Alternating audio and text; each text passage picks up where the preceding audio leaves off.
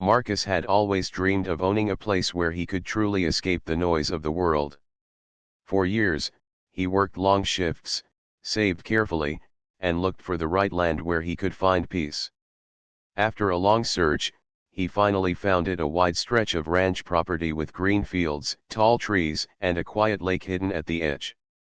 To him, it was more than just land. It was a dream come true, a place where he could rest, reflect, and feel at home in nature. The lake became his favorite spot. It wasn't the largest lake, but it was calm, still, and full of life.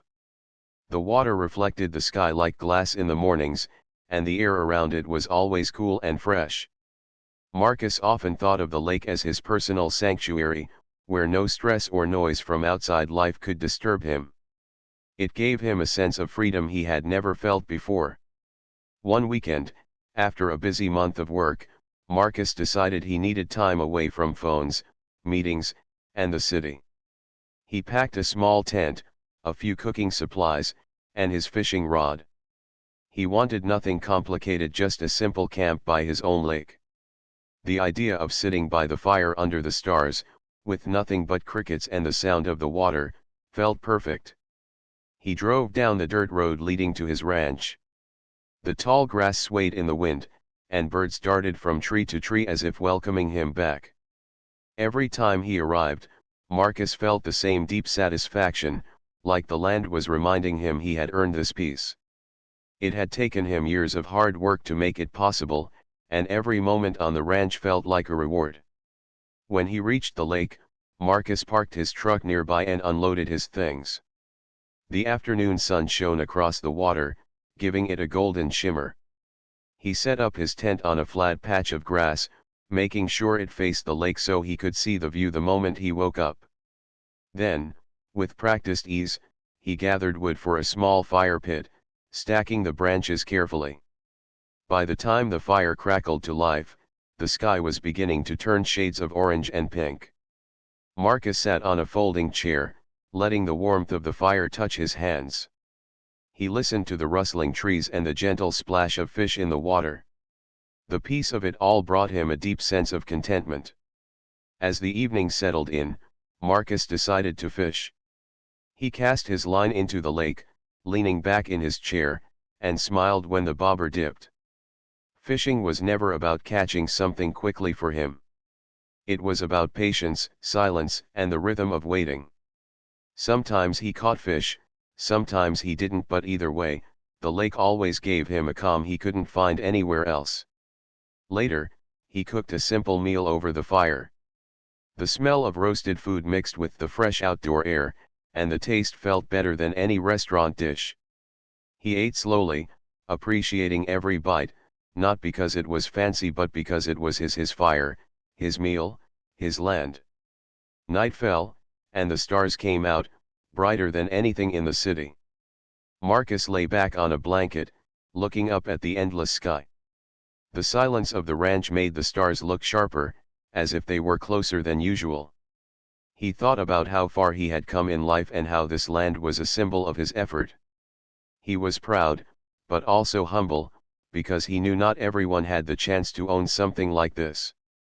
For Marcus, the camping trip wasn't about adventure or thrill. It was about peace. The world often felt busy, noisy, and full of expectations. Here, he didn't have to answer to anyone. He didn't have to rush. He didn't have to be anyone but himself. It was a gift he gave to his own soul, a reminder that he deserved to rest. As the fire burned low, Marcus heard the sounds of the night frogs croaking, insects singing, and the occasional splash of a fish jumping. He smiled to himself, wrapping a blanket around his shoulders. The cool night air felt refreshing.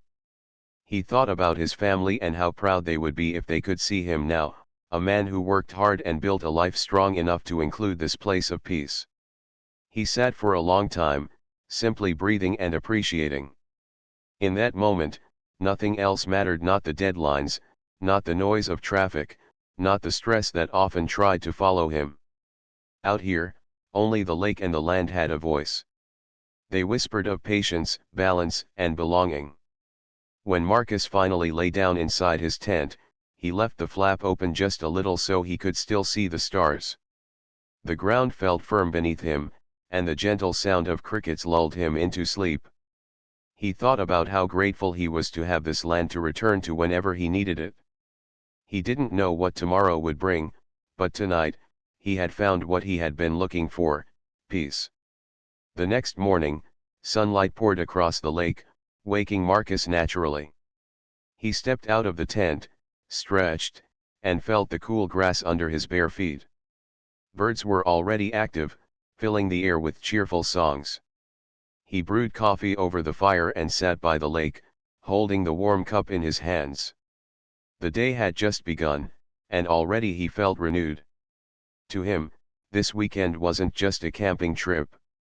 It was a way of reconnecting with the best parts of life.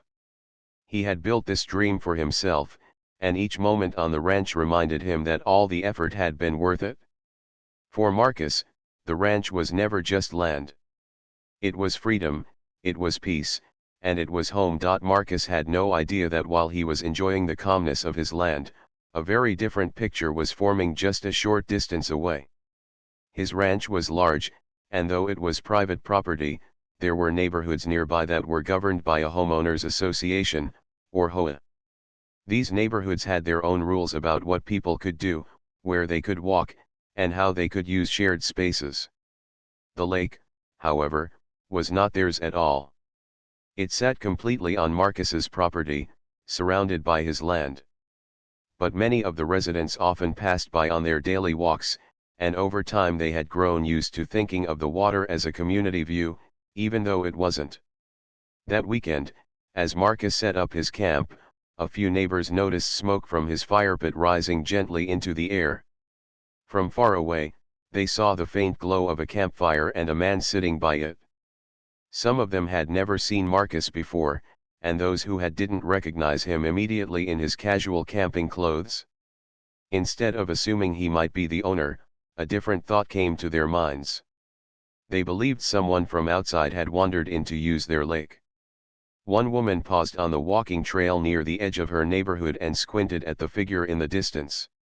She frowned and pulled out her phone. "Who is that?" she whispered to herself. "That doesn't look right." Instead of checking facts or remembering that the lake was actually on private ranch land, she jumped straight to conclusions.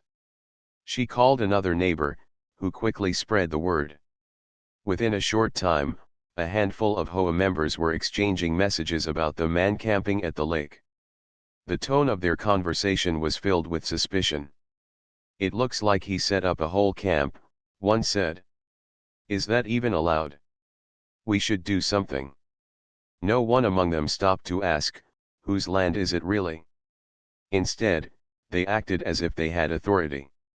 A couple of them even walked closer to the property line, watching Marcus from a distance. He looked peaceful, sitting with his fishing rod, but to them, that only made him appear more suspicious. They didn't see a man enjoying his own hard-earned land. They saw what they expected to see: someone who didn't belong. As the evening went on, the chatter grew louder among the HOA members. They debated what to do, and soon the idea came up to call the police. "Better safe than sorry," one man said. "If he's trespassing, the police will handle it." To them, this seemed reasonable. They convinced themselves they were protecting the neighborhood, though in reality, they were stepping into a matter that wasn't theirs. So the call was made. A voice on the line told the dispatcher that there was a strange man camping by the lake and that they were concerned. The words carried weight, even though they were built on assumptions rather than truth. While this was happening, Marcus remained unaware. He had just reeled in a small fish, smiled, and let it go back into the water. He poked at the fire to keep it burning steady and thought about roasting marshmallows later. The night air was cool, and he was looking forward to sitting by the flames under the stars again. For him, it was just another quiet evening. But just beyond his peaceful world, events were already set in motion. 2 police cars were dispatched to the scene. Their lights were off as they rolled quietly down the road, guided by the caller's directions. The officers didn't know they were heading toward the property of the very man they would soon question. Back near the neighborhood, some of the HOA members gathered together. They stood on the walking path, arms crossed, whispering to each other, eyes fixed on the glow of Marcus's campfire in the distance. "He's still there," one said. "Let's see what the police say when they arrive." Their whispers carried a mix of nervousness and self-importance. They truly believed they were handling a problem. They didn't realize the embarrassment that would follow. As the minutes passed, Marcus finished his meal and leaned back to look at the stars again. He felt far from trouble. But the sound of engines on the dirt road broke the stillness. He sat up, listening carefully. It wasn't the sound of animals or wind. It was the low rumble of vehicles approaching. He frowned slightly, wondering who would be arriving at this hour. He wasn't expecting visitors, and his land was private. Slowly, the sound grew closer until he could see headlights weaving through the trees. Marcus put down his fishing rod and stood up, curious but calm. The police cars stopped a short distance away, and two officers stepped out. Their flashlights cut through the dark, landing on Marcus's camp. "Good evening, sir," one of them called out, his tone polite but cautious. Marcus raised a hand in greeting. "Evening," he replied, his voice steady. He didn't feel nervous yet, just puzzled. The officers walked closer, shining their lights toward the tent and fire. "We received a call about someone camping here," one officer explained. "Can we ask what you're doing on this property?" The question surprised Marcus. He blinked, then gave a small chuckle. "I'm camping," he said simply. "This is my ranch. That's my lake." The officers exchanged a look. From their perspective, this wasn't what they had been told. They had been given a story of a trespasser, someone who didn't belong. Yet here was a man speaking calmly, as though everything was perfectly normal. Behind them, a few of the HOA members had crept closer, keeping to the edge of the land but close enough to watch. They whispered among themselves, trying to guess what Marcus would say next. None of them expected the truth that was about to come out. For now, though, the night hung in a moment of tension. Marcus stood by his fire, facing the officers. The police waited, unsure, holding on to the words of the caller in their minds. And the HOA members lingered in the shadows, convinced they had done the right thing. The peace of the lake, which only hours earlier had been filled with the sounds of crickets and fish, was now heavy with questions, doubts, and assumptions. Marcus remained calm, but he knew something unusual was happening. What began as a simple camping trip on his own land was turning into a situation he never expected, one that would soon reveal more about his neighbors, their assumptions, and the truth of ownership than anyone imagined. Marcus stood quietly near his fire as the two officers approached. The gentle glow of the flames lit his face, while the rest of the ranch was covered in shadows. The night was still except for the faint chirp of crickets and the crunch of the officers' boots against the dry grass. "Sir, may we ask your name?" one officer said in a firm but professional tone. "Marcus Turner," he replied calmly. His voice carried confidence, not arrogance. He had no reason to feel nervous, this was his land.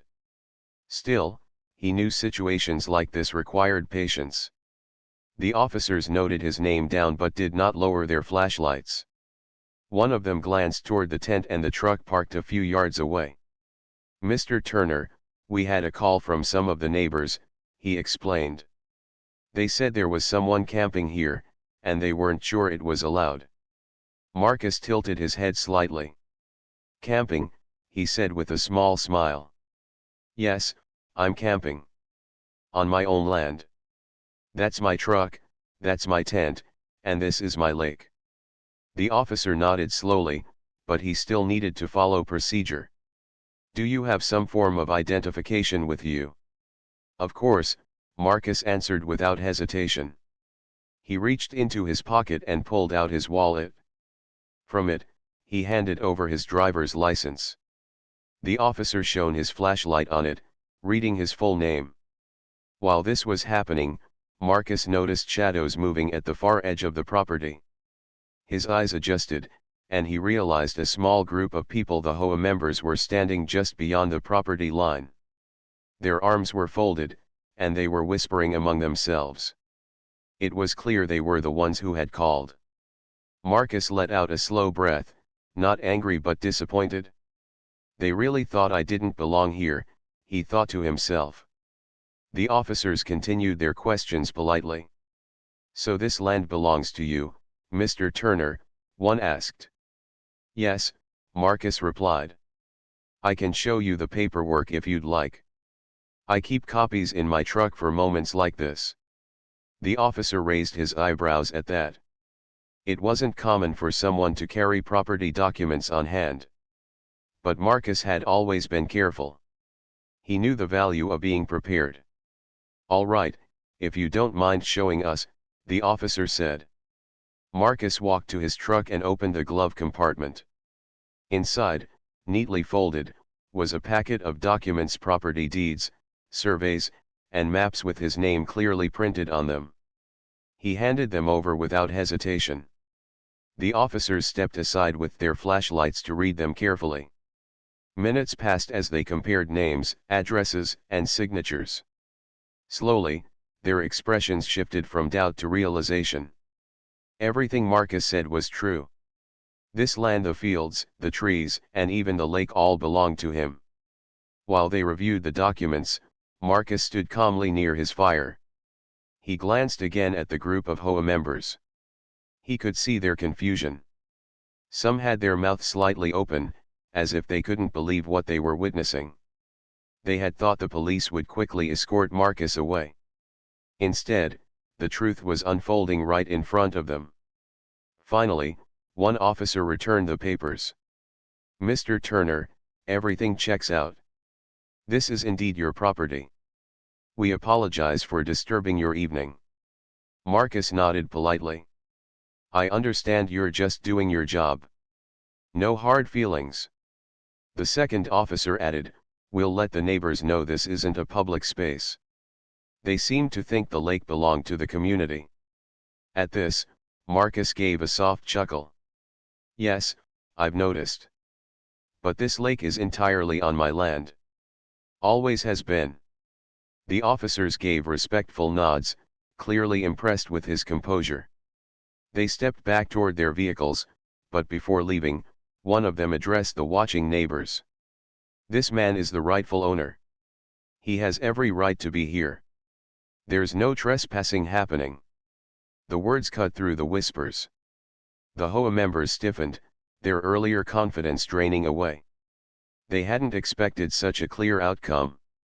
One woman tried to protest quietly, saying, but we thought. The officer interrupted firmly. It's private property. If you're walking near here, you're the ones at risk of trespassing. Silence fell among them. Some looked down at their shoes, while others crossed their arms tighter, unwilling to admit they had been wrong. Marcus watched this unfold with calm eyes. He didn't gloat. He didn't raise his voice.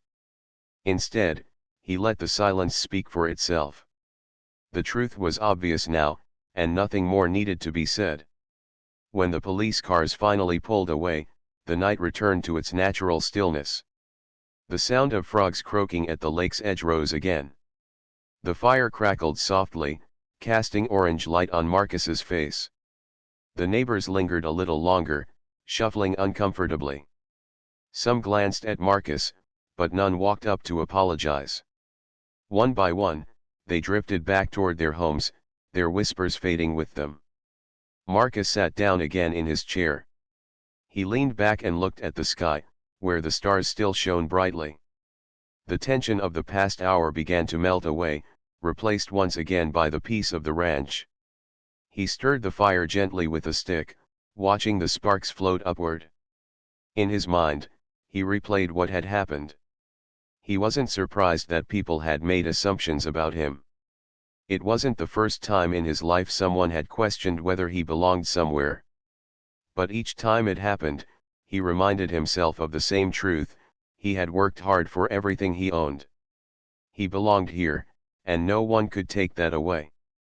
As the night stretched on, Marcus found himself more reflective than before. He thought about how quickly suspicion had turned into action. A group of neighbors had gone from seeing smoke to calling the police, all without asking him directly. It was a lesson about how people often react first and think later. Yet Marcus refused to let bitterness take over.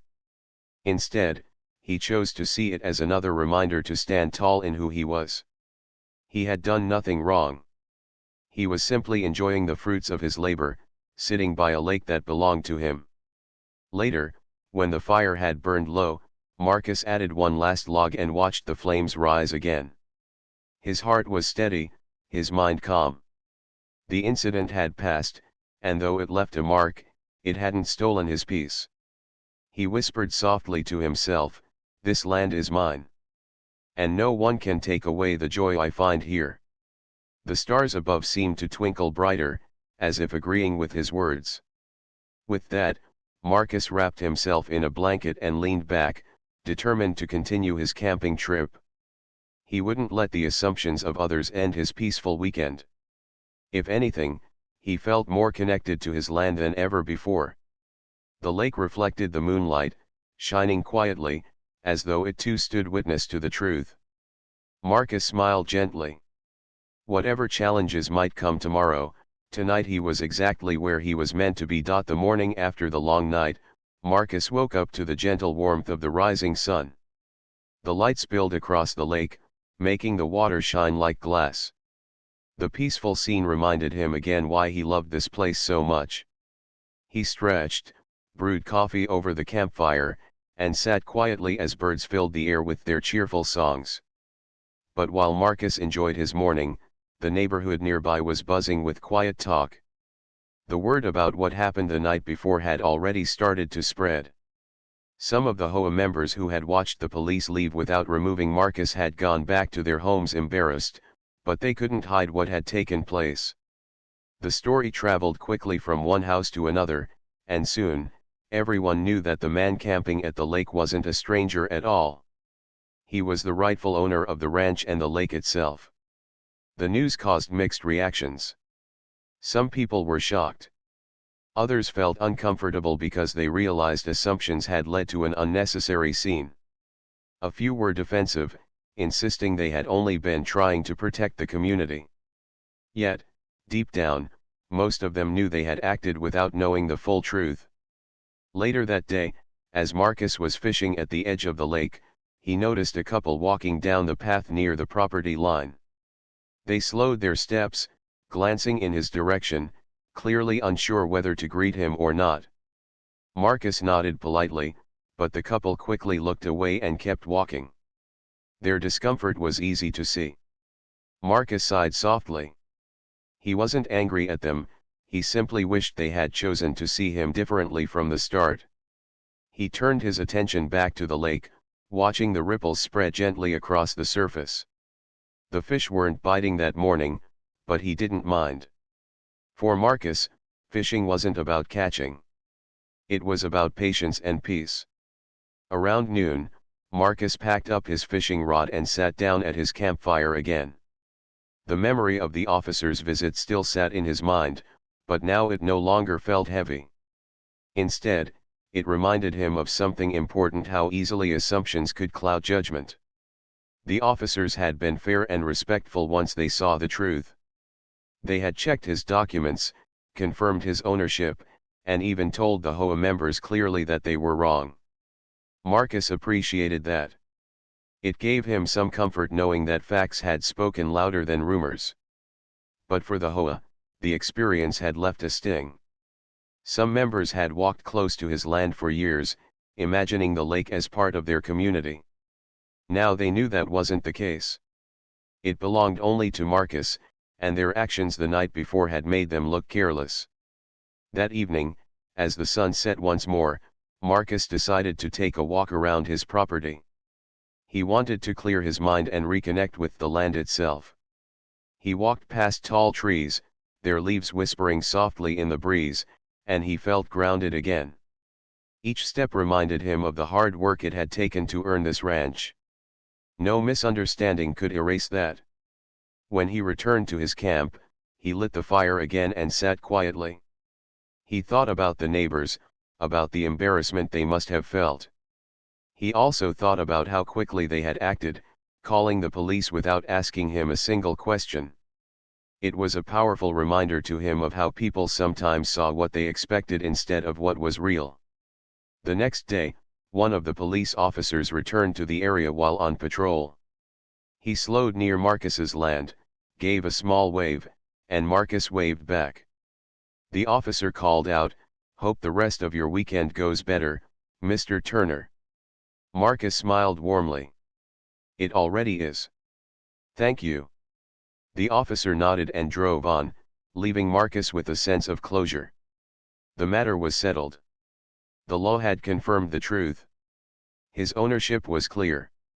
Still, the HOA members were not at ease. That same afternoon, a small group of them held an informal meeting. They sat around a table in one of their living rooms, voices lowered but restless.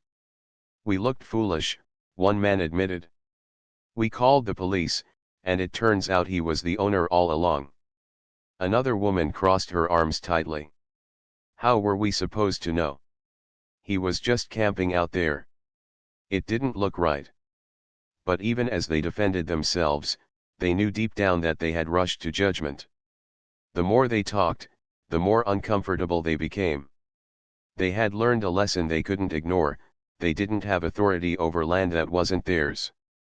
And they had treated Marcus unfairly because of their assumptions. Meanwhile, Marcus chose not to dwell on their embarrassment.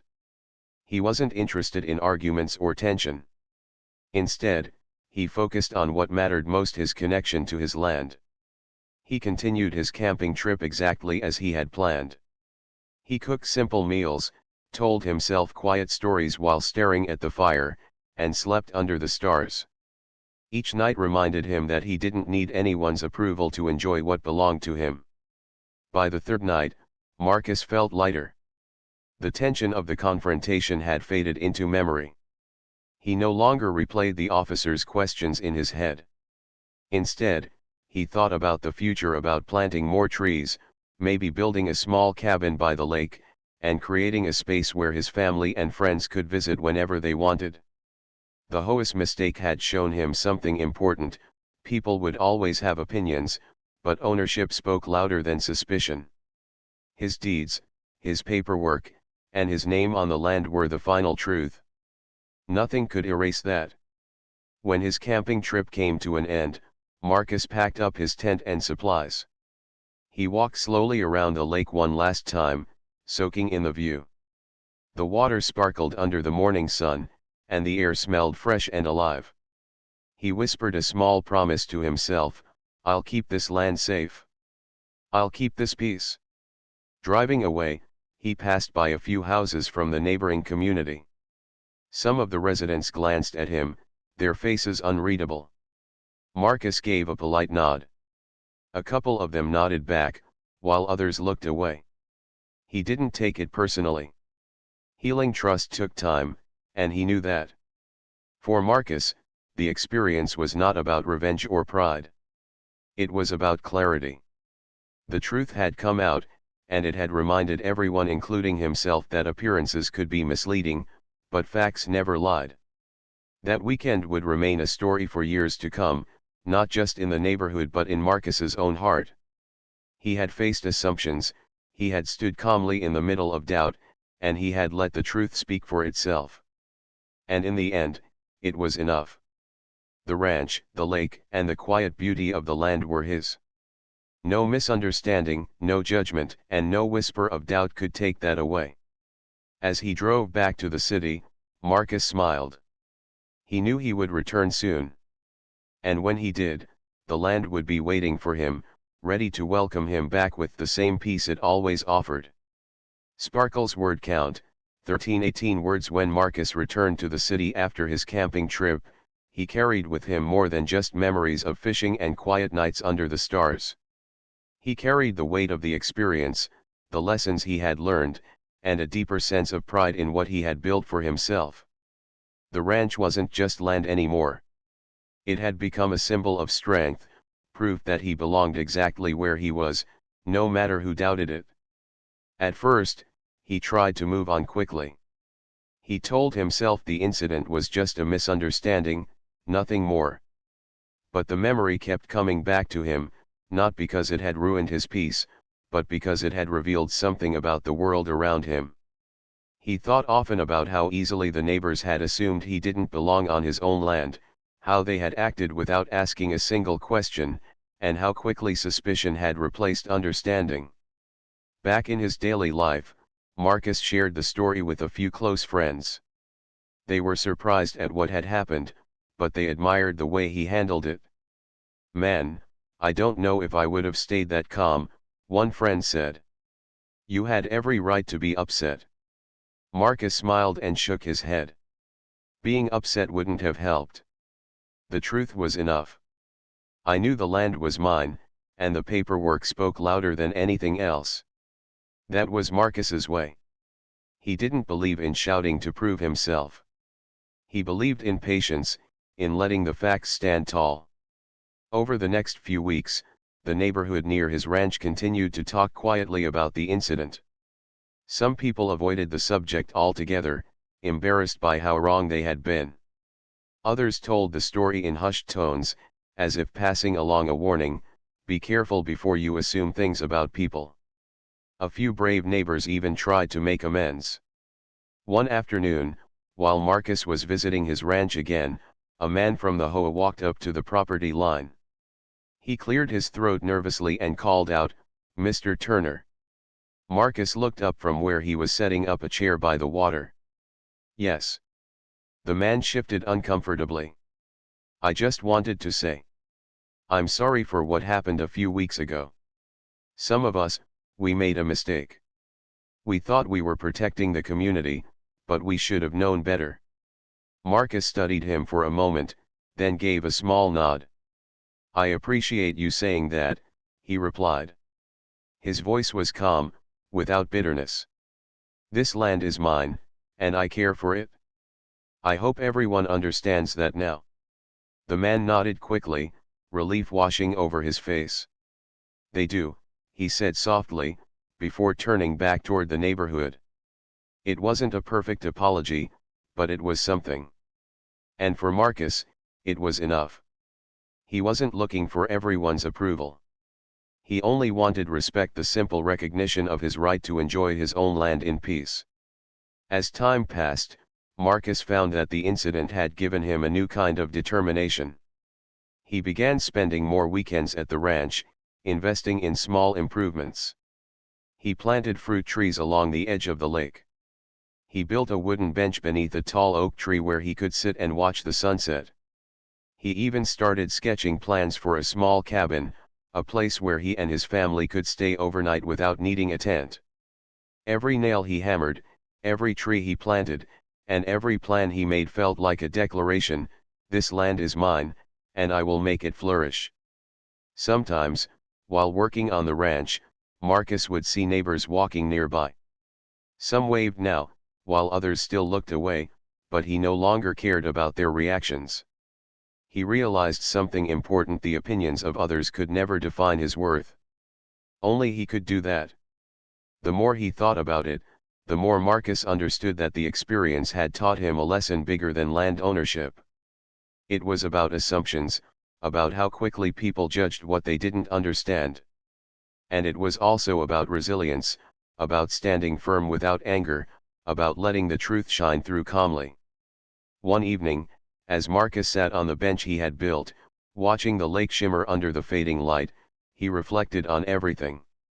He thought about his younger self, working long hours, saving every dollar, dreaming of one day owning a place like this. That younger version of himself could never have imagined not just the beauty of the land, but the challenges that would come with it. Yet Marcus knew he wouldn't change a thing. The misunderstanding with the HOA had only made him more connected to his ranch. It had reminded him of how valuable peace was, and how easily it could be shaken if people let fear or assumptions take over. In time, the story of that night became something of a local tale.